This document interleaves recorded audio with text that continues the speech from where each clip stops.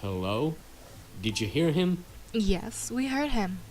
Hey guys, Valkyrie here, and this is Seduce Me The Otome, Matthew Root. And we left off last time of finding out the boys were incubi. So yeah, let's get to it. We're telling the truth. Do you think she's still processing it? Yes, and she'll understand right about... Right. It was funny while it lasted, but it's time to cut the joke short. Incubuses don't exist. There was no way they existed. That'd probably practically be impossible. Incubi is the correct plural form. And yes, we do exist. Prove it. As soon as those words left my mouth, I instantly regretted them. Very well. Eric, go ahead. Very well. My sweet, you're so tempting with such non-belief. Let me ease your mind with a tender kiss. I promise you'll enjoy every minute of it, and maybe you'll even want more. What?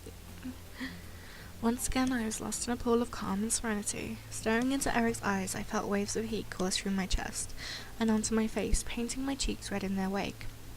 I couldn't help but nod and agree to his offer. Yeah, okay. Mmm. With another kiss, my heart began to flutter once again in my chest, and my mind was sent spinning into a heated, passion-filled pleasure. Yet, I could feel my body drain of energy as he kissed me. All right, that's enough. Aw, very well. I feel so much better. I'm glad you do. As he pulled away, I was left in a mental smush pool. I felt weak in the knees, despite my will demanding me to stand straight in front of the boys before me. The world around me began to spin as I tried to speak. I think I'm going to... Where are our manners? I'm James, and these are my brothers. Sam, Eric, Matthew, and Damien. Miss, are you okay? Shit. She fainted. I couldn't believe it. Incubi. Real. It all spun around in my head until I saw only black. Floating in darkness, my mind kept replaying the scene over and over again, reminding my body of the touch of the incubi's lips against mine. However, I began to feel some smooth silk around me, and my eyelids unwillingly opened. Or... I awoke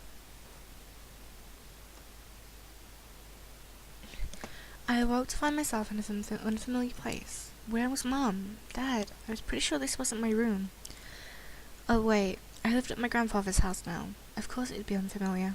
I rubbed my eyes and surveyed my surroundings. I was still in the clothes that I arrived in the house in, but I was laying in a silk-covered bed. I remembered coming in the afternoon, so why was it night already? Suppressing a yawn, I stretched my arms. Maybe I should order some food for delivery. I was feeling pretty hungry. I was about to sit up, but suddenly I realized that I wasn't alone. You're awake. Huh? Since when was he standing there, and who the heck was this guy? A guy in my bedroom? Did we... There's no way.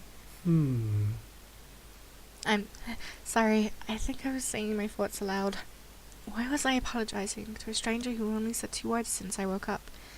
Oh wait, he looked eerily familiar. Then it all came back to me. Incubus. He was an incubus. He and his brothers came here for refuge, and 2 of them kissed me, and then I fainted.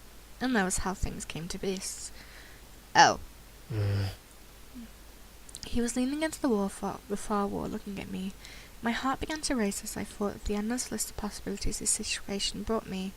I hated the thought of being under an incubus's power, especially in the bedroom. Jump up and protect yourself. I instantly jumped up. I'm sorry, Damien, I've got to perfect this dirty. I instantly jumped up and grabbed a pillow, covering myself with it. I felt stupid, yes, but who knew what this guy could do? Do your worst. This time I'm prepared. He didn't move. I guess that why he wasn't going to attack me. Sorry. One thing still concerns me, though. I'm not going to use my powers on you. How did... I can read minds. It's an ability I was born with. Each of us has a different ability. outside of our usual mind-altering powers. Great. Even more surprises. I grew even more worried about the situation I was in. I see. How long have I been asleep? For a few hours. It's already gotten quite dark outside. I see this. Ah, well, where are the others? My brothers are downstairs, cleaning up the blood from the lobby floor. And making you dinner as an apology. Oh, okay. That's unexpectedly sweet. Oh, it's the least we can do after invading your home and two of us using our powers on you. You've got a point. Right. I'd forgotten about that. It still irked me that they had practically taken advantage of me at that point. Even if they were demons, it was pretty rude to demonstrate their powers by kissing me. I wasn't some kind of human plaything. All this seemed pretty unreal. It was like something out of those romance novels that Naomi reads sometimes. I wished I could have just went back to sleep and forgotten all about this. Maybe I should have just called the police on them. Then I would never have landed myself in this situation. Do you feel well enough to get out of bed? Yeah, I think so. Whoa! Trust me, I won't let you go. I'm not so sure about this. I promise. Okay, I trust you. Good. I was speechless. He was carrying me as if I weighed nothing. He was so strong. Thank you. Oh yeah, I forgot. It's all right. I'm used to it. I decided to close my mouth for the time being so that I wouldn't weird him out or make things more awkward than I already were. Well, he didn't seem to mind carrying me or listening to me talk, so at least things weren't too strange. Damon seemed very quiet and calm about everything, especially with the situation we were in. However, there was sort of a longing in his eyes when he looked at me. That wasn't lustful. It was more in admiration. Once we reached the lobby, I decided that I felt well enough to walk on my own. As strong as he was, it felt like he was carrying nothing, and I didn't want to make him carry me everywhere. Yeah, that would be mortifying. The thing is carrying me, but I think I can walk by myself now. Not saying that I didn't like him. I mean, I liked it. Not in a weird way, of course. It's not like I get carried around all the time. What I'm trying to say is that it was really nice of you to do that. I started to fumble over my words again. Real smooth. It's no problem. I'll be heading to the dining room then. Alright, see you. He gently lowered me to the ground before he walked off quietly, disappearing into the shadows of the dark lobby. Oh, hi! Hi, Matthew. Suddenly a boy who looked around my age, or possibly younger, bounced up to me. He looked vaguely familiar. Oh, wait. Ah, you're Matthew, right? Mm-hmm, that's me. Are you feeling any better now? We were all worried when you suddenly passed out. I'm fine. Really? Your face is kind of red. Do you feel sick? No, I'm fine, I'm sure of it. I must have been blushing when Damien was carrying me downstairs. How embarrassing. Well, if you say so. I hope Sam and Eric didn't make you upset. It's okay, after all. I did hit Sam after what he did. And about Eric, I just wanted you guys to prove to me that you were what you were saying. I suppose incubi are real then.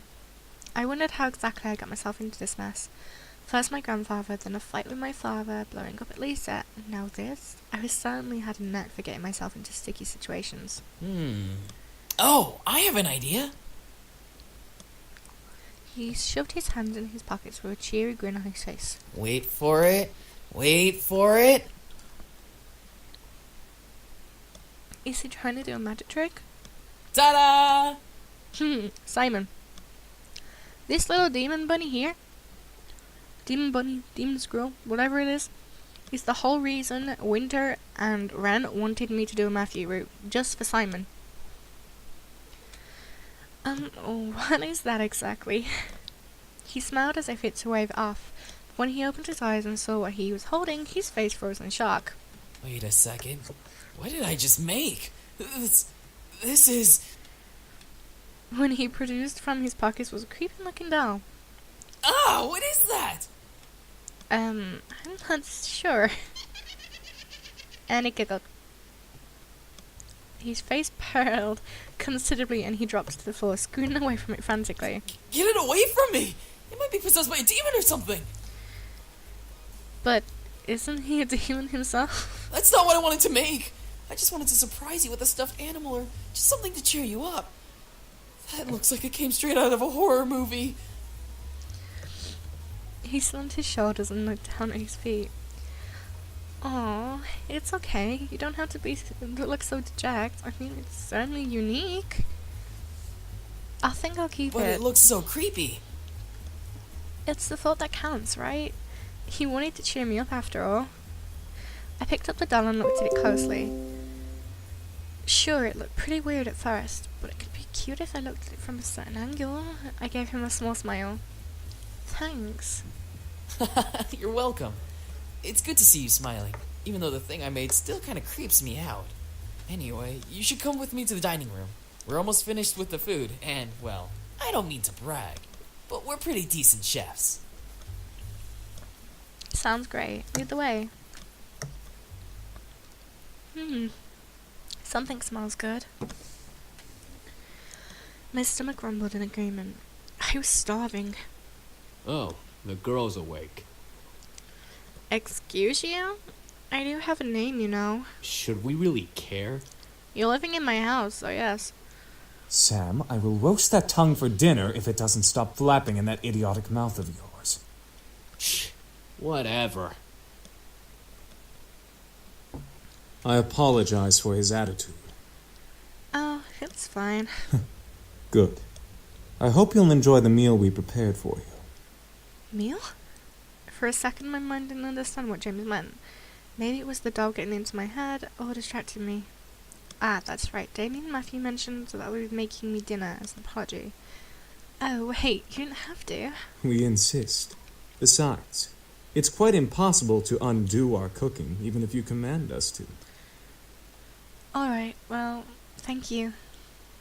Matthew put down the last plates on the table and bowed a bit extra to me, gesturing to the table with a sweeping motion. There we go. Dinner's all served.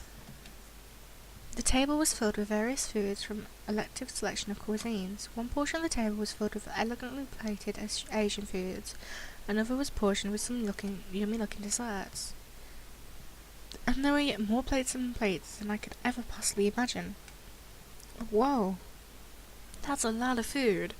And it all looks so good. We hope you enjoy it, my sweet. What? Sweet? Me? That's enough, Eric. You're no fun, James.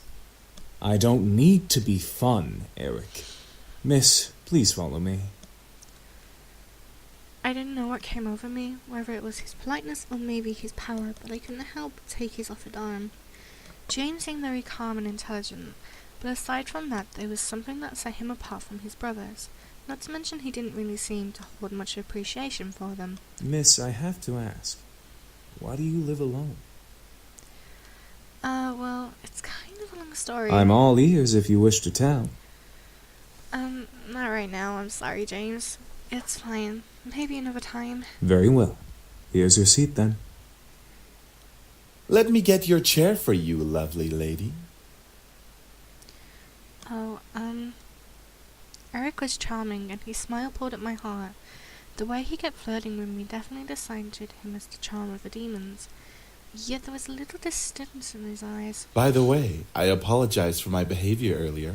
Stealing your second kiss like that. Huh? Oh yeah. When did I didn't believe that there were incubi. It's fine, I guess. I mean, you didn't just get up and grab a kiss for no reason. I'm not as forward, unlike Sam. Suddenly, Eric leaned in and whispered in my ear. I won't lie, though. I enjoyed kissing you and feeling you melt in my arms. I was torn between smacking him and trying to play it cool. So I smacked him. No! That's going to sting. Well, sorry, I panicked. No, I was expecting that. I drew my attention back to the dishes. I was both intrigued and slightly scared at the amount of food they made. Seeing my expression, Eric leaned forward and proudly smiled, gesturing to all the dishes with a dramatic sweep of his arm. I made almost all of the dishes myself. Humorously enough, Matthew looked at him with a shocked expression as if he was betrayed. His face changed instantly to that of a frown. And I'm the Queen of the Nile. What's that supposed to mean? Me, you, and James did the work together, dummy. It's you, James, and I, Matthew. Little boys will always make mistakes.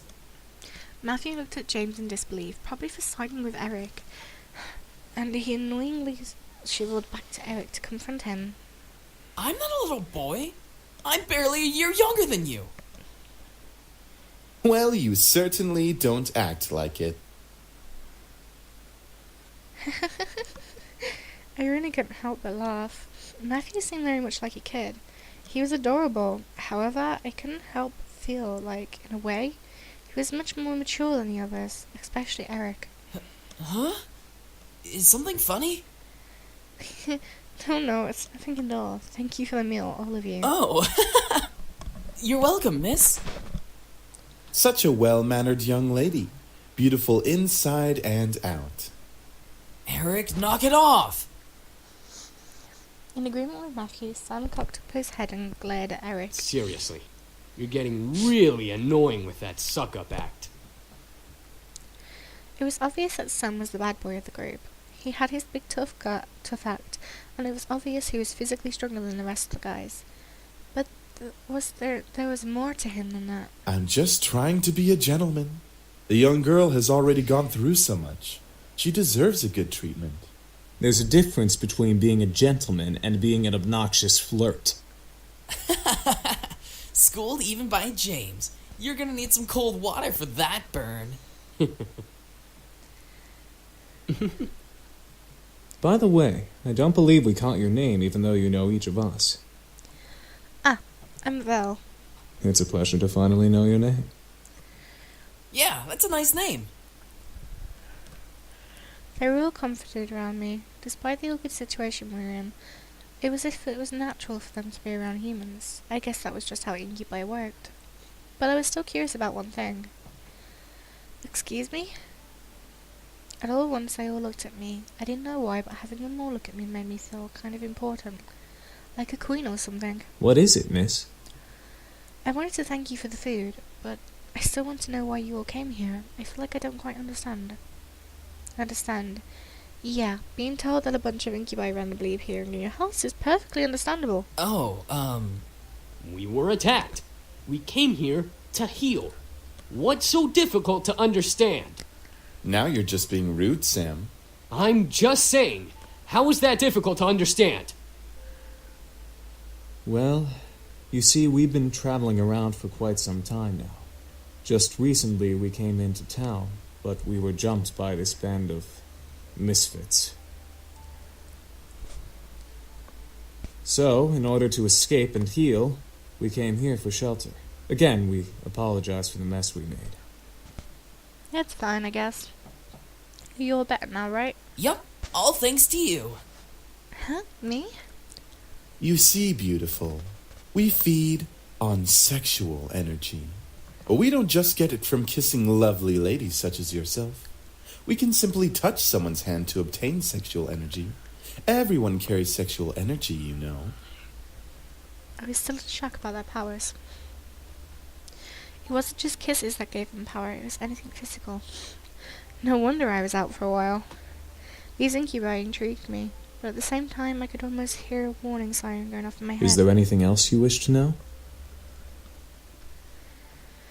Well, what do you all plan to do now? Yeah, what are we gonna do now, James? That is a very good question. We just got here and surely we'll be hunted again if we leave. We can take him easily. Not without more training, Sam. The result of that was clearly evident in our last encounter with them. At that moment, I didn't know what came over me, but I suddenly felt sorry for them. They couldn't possibly survive out there. If they didn't know what it was illegal to break into people's homes, they probably didn't know much about other stuff. They probably caused chaos all around town. Or on the flip side, they could be taken for questioning and be poked and prodded like flat frogs for research. That was even worse.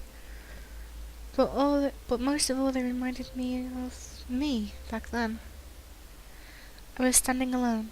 The entire classroom was filled with laughter and chatter, but I stood in the midst of it, quiet and alone.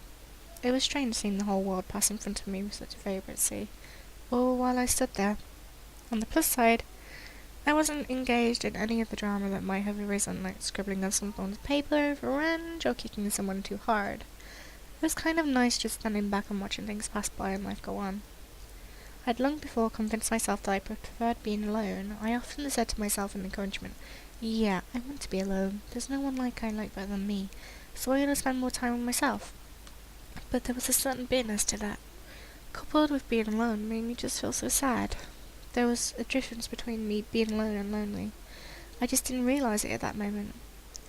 And even after that moment, my father, my mother, there was no one I could turn to. I was so lonely. That's when I decided on it right then. I was going to see my grandfather. I didn't care if my father wouldn't take me. I was going to walk my way over there and see what he had to say about it. I had never seen him before. What better time to see him then? If no one else was going to help me, then what was I feeling? I might as well have turned to him. So after school, I decided to walk there. I had no idea how to get there, and I was around with only a scrap of paper with a address scribbled on it. As a 7-year-old, I obviously had great ideas. I soon became lost, and I was all I did felt lost. I just stood there on the sidewalk, back pressed against the wall, and eyes looking around strangers passing by. And like always, people continued to pass by, and life continued to go on. I was sadder than ever, and I had ended up in the situation I was originally in. Nothing had changed. I thought that I was silly for thinking that I could change things with my own hands. That was until a voice brought me back to reality. Hun, is that you? I looked up and saw an unfamiliar face, but it was obvious that whoever was talking to me knew who I was. And from that moment that things began to change. Life began moving in its rustling joints, and I realised that things were moving along.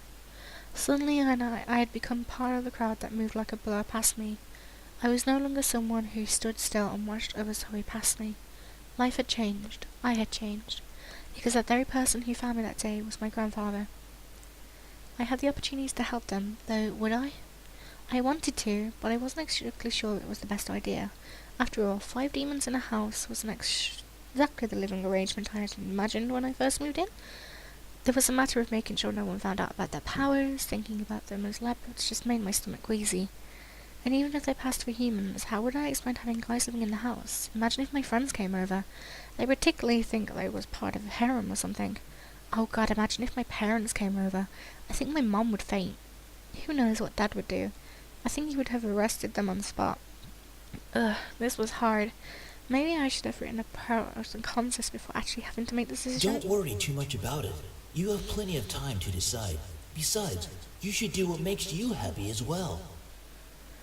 It was strange that I happened to remember that what my grandfather said to me when I was little, but it kind of makes sense. They weren't in the same exact situation that I was in before, but I did want to help them out. I think it would ease my conscience and also make me a bit happier to give them help, as weird as that sounded. Clenching my hands into a fist, I strengthened my resolve to speak. Well, you could. What was that, lovely lady? That is, Spit it out already. you could stay here with me if you like. As soon as I finished my sentence, the boys became still.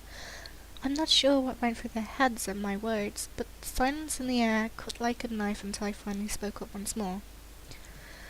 It seemed like you all needed a place to stay, and well, I just moved into this giant house, so it seemed like it made sense. It was still quiet in the room, and so I decided to keep talking. If you would like to stay here, though, there are 2 things that I need from all of you to follow. Yes? First of all, you can't use your powers or deliberately do something that might harm me or any guest that comes over. Well, save for enemies, but you get the drift. That sounds reasonable. Second, you have to help me with any errands around the house. This place is kind of big, so yeah. That is a generous offer, miss. Are you sure that would be okay? We don't wish to burden you any more than we already have. It's alright, really, I mean. I've just started living here myself, so I would appreciate some help around the house. A wonderful idea. We'll live here and train while helping you with the house. Servants for the lovely princess. Tamaki-sama. What?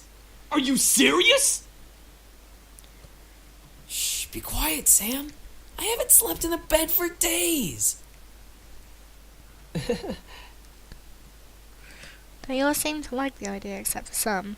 And hey, I didn't really hate the idea either, even if they were incubi. It'd be interesting to have 5 guys help me by taking care of the house, given they would follow the rules and I'd just lay down. Fine, but we're not staying here forever.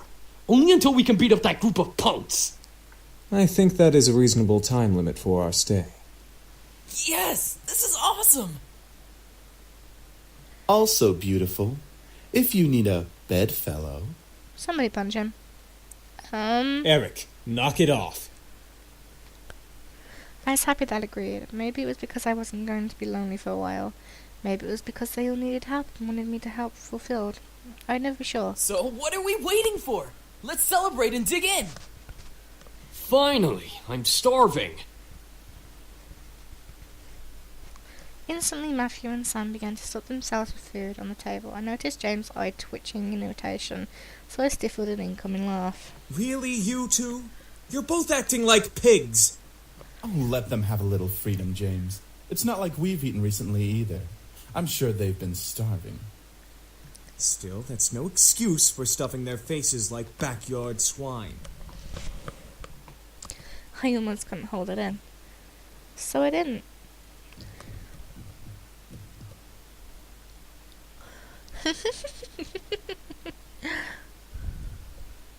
I couldn't hold my laughter in anymore. As I laughed, Matthew and Sam looked at my faces, and they're stuffed.